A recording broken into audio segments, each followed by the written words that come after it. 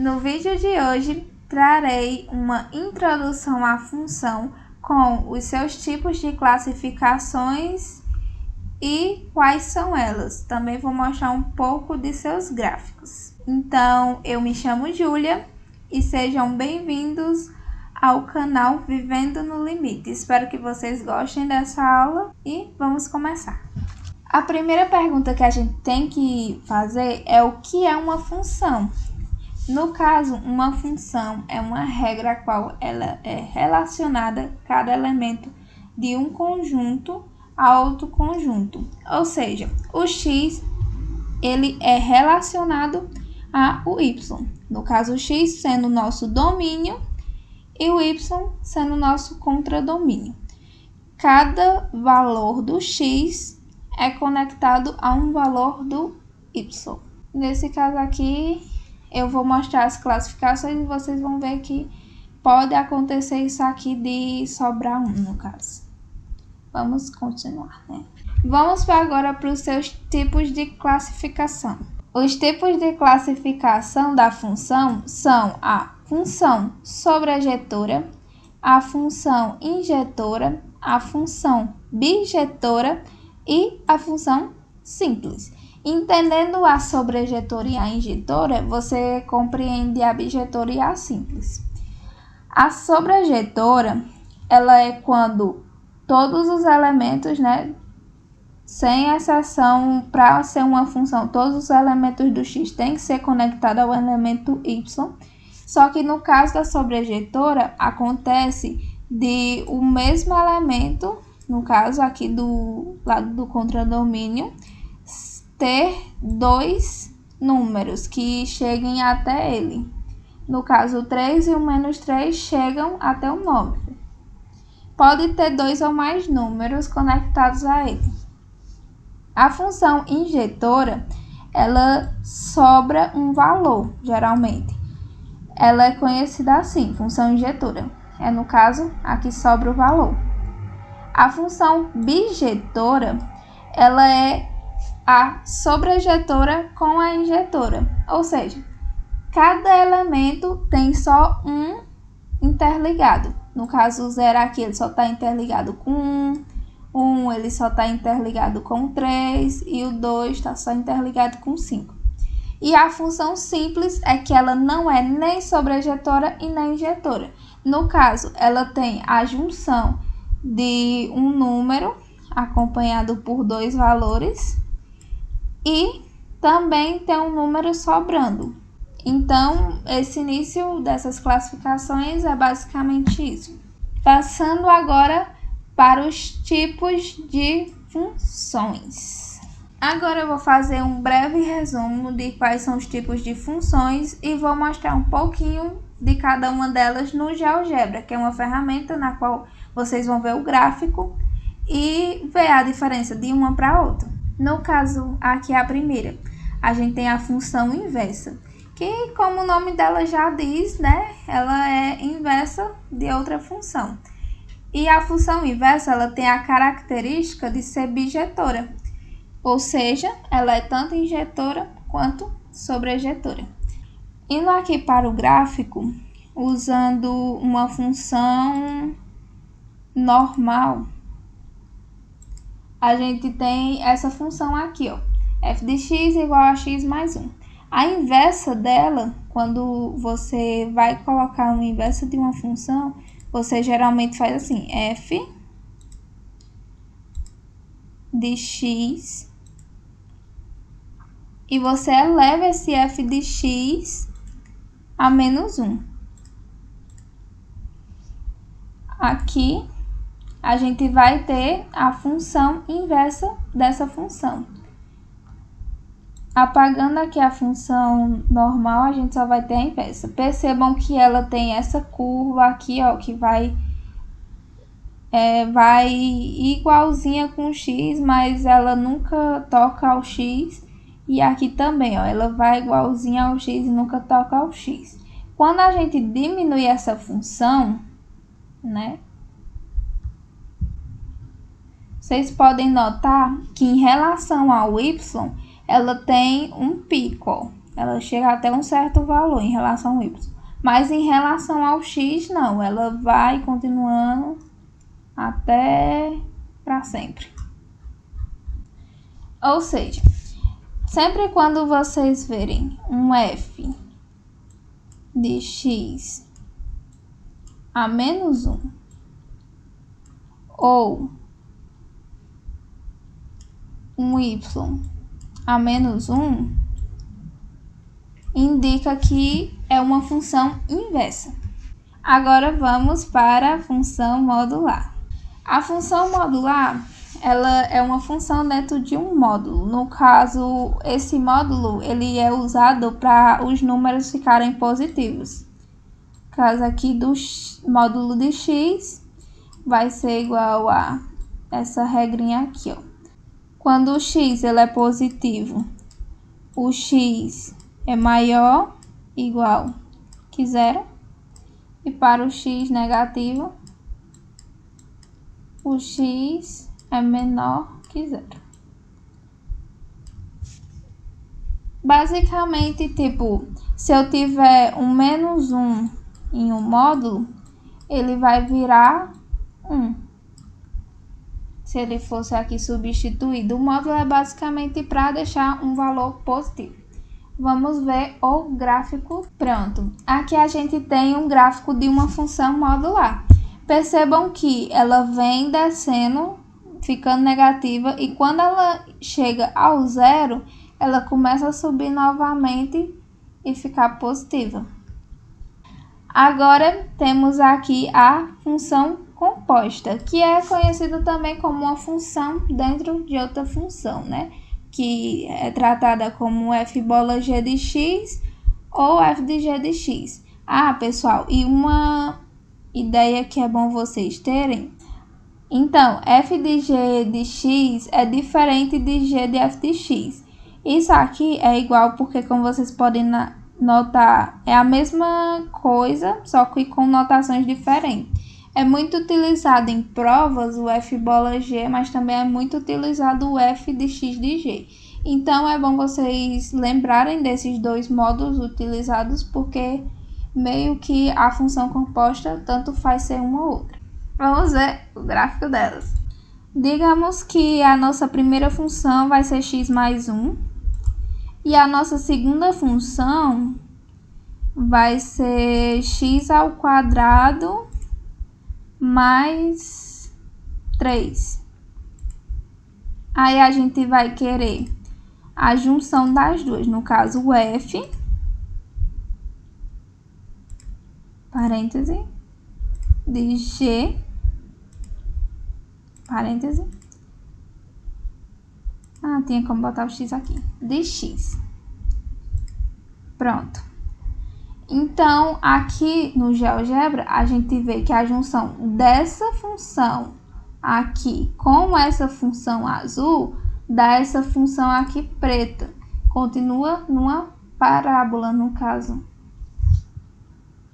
Como vocês podem ver. Nas próximas aulas eu vou explicar bem melhor cada função. Então, não se preocupem se vocês não entenderem direito. Enfim, a função afim ou função do primeiro grau, ela é uma reta crescente ou decrescente, dependendo do nosso coeficiente, né? É sempre retratada dessa forma aqui, ax mais b. No caso que o a é o nosso coeficiente angular e o b é o nosso coeficiente linear. Uma função linear é uma ramificação da função afim, na qual o nosso b ele é zero, então fica só o f de x igual a a. Uma função afim, que eu estou usando muito ela como exemplo, no caso, seria essa, uma reta. E uma função linear, que seria uma ramificação de uma função afim, seria só um x ou um 2x, algum valor com x no qual não existiria o nosso b. Então, ela meio que sempre acaba, a função linear, ela meio que sempre acaba tocando no centro, basicamente. Tá vendo? Ó, aqui, ó, deixa eu mostrar pra vocês. Ó, trocando pra x, né? Ela fica uma reta assim. Vamos botar um 2 aqui. Ela sempre vai passar pelo centro. Um 3. Tá vendo? Ela só vai subindo e encostando aqui no Y, mas ela sempre passa pela origem, que no caso é o 0 e 0. A função quadrática ou função de segundo grau, ela tem essa carinha aqui, do ax ao quadrado mais bx mais c, no qual o nosso a não pode ser zero, porque se o nosso a é zero, ele só vai ficar o bx mais c e se enquadra numa função afim e não numa função quadrática. A carinha da função quadrática, né, vamos pegar uma completa, 3x mais 1, é essa parábola, na qual ela pode estar para cima ou pode estar para baixo, dependendo do nosso a. Se ele for positivo, para cima. Se ele for negativo, para baixo. Bom, a função exponencial é uma função que ela tem essa carinha aqui, ó. No caso, nosso valor elevado ao x. No caso, esse x, ele é a nossa variável. Sendo que o nosso a, né, que a gente está usando aqui como valor, ele tem a regrinha de ser maior do que 0 e diferente de 1. Por quê? Porque se for 0, é 0. E se for 1, vai ser 1, independente de quantas vezes for. Aí a gente entra numa função constante e acaba não sendo uma função exponencial.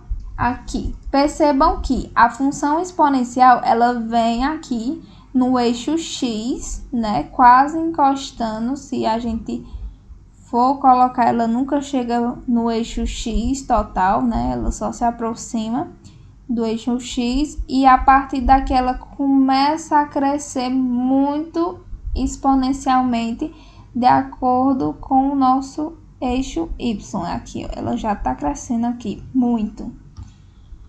Aí, daí que a função logarítmica, ela vai ser o inverso da função exponencial, no qual, mostrando aqui no gráfico, se a gente pegar um logaritmo, deixa eu ver, logaritmo de 10x,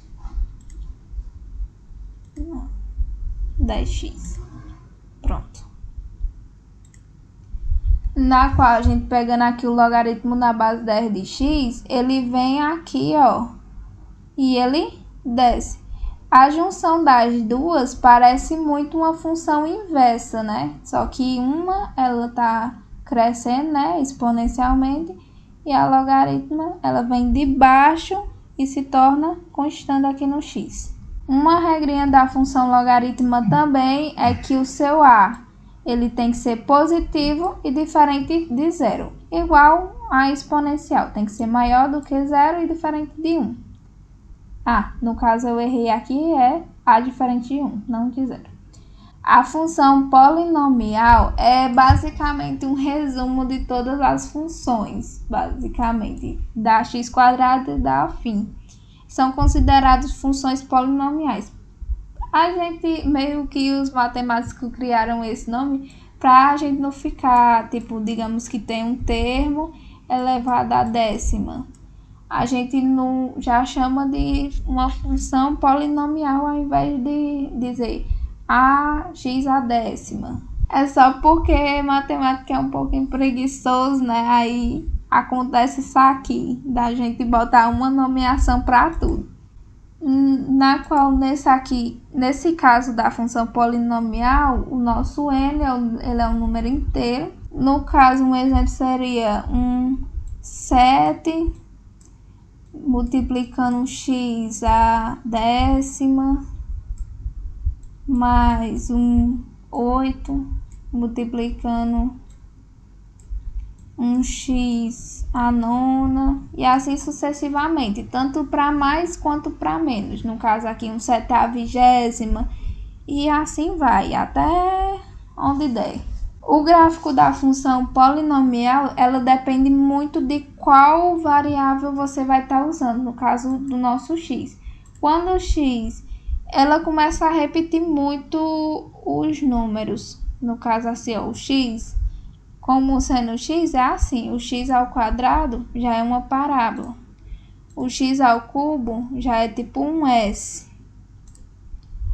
O x à quarta é uma parábola, mas quando você aumenta os termos, no caso, bota um x à terceira, você vê que ela já vai ficar começando a ficar diferente. Ela não fica mais aquela parábola com a bundinha dela oval. Ela já muda. Então, meio que a função polinomial, ela depende muito da variável que a gente vai estar usando. No caso, o número elevado a 10. Ou o número elevado a x, qual número x vai estar elevado. A função trigonométrica, ela é relacionada, no caso, o seno, o cosseno e a tangente.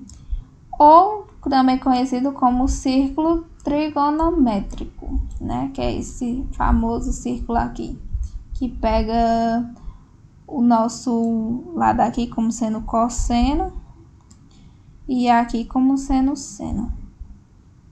Nosso y muda para ser o nosso seno e nosso cosseno é o x. Aí, tanto que a carinha desse é tipo umas ondinhas, a carinha da função seno e da função cosseno. Aqui, a função cosseno de x. Um exemplo, tá vendo? Ó, ela corre essa ondinha, onde o máximo dela é 1 e o mínimo é o menos 1. Ela vai no 1, bate no menos 1, aí depois sobe. Aí, quando bate no 1, ela desce de novo e vai fazendo a ondinha. A função seno, ela também se comporta da mesma maneira, porém, vocês notarem aqui, ó, elas não batem no mesmo ponto. Aqui, ó, quando a cosseno é 1, a seno não é 1. Não tá batendo no 1, ela geralmente tá embaixo. Quando ela tá batendo, a cosseno que vai estar embaixo. Tipo, elas andam diferentes uma da outra. E a tangente, o gráfico dela não é muito utilizado. O que mais a gente vê é a seno e a cosseno. Mas só para questão de dúvida, o gráfico da tangente seria esse aqui. Deixa eu apagar esses outros dois. Essas fitinhas descendo assim, ó. Que é bem estranho de você dizer como é, no caso, porque a função tangente, ela leva mais em conta o eixo y, né? E só toca em um ponto do eixo x. Bom, gente, basicamente é isso. Eu espero que vocês tenham gostado. E eu vou trazer melhor cada funçãozinha dessa nos próximos vídeos. Por isso que eu meio que passei um pouquinho por cima delas, para vocês só entenderem o gráfico, olharem a diferença de uma para outra. Então, deixem um like, se inscrevam no canal para vocês receberem os outros conteúdos, que eu vou continuar abordando função e depois eu vou entrar em outros. Eu peço a ajuda de vocês para deixarem nos comentários assuntos que vocês queiram que eu aborde também. E muito obrigada por assistir.